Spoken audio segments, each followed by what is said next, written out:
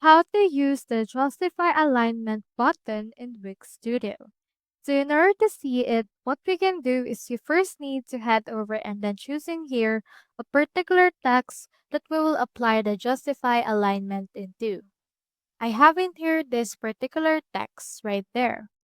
So what we can do is we can head over and then click onto this inspector button right here and open the inspector.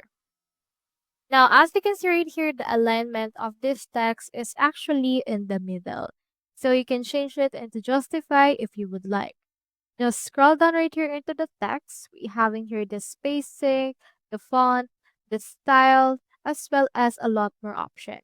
As you can see under the alignment, it's actually in the middle. So let's click onto this justify button and it should be able to convert in here this into justify.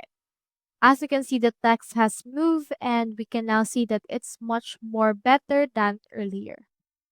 So that's how you use the Justify Alignment button in Wix Studio. Hope we helped.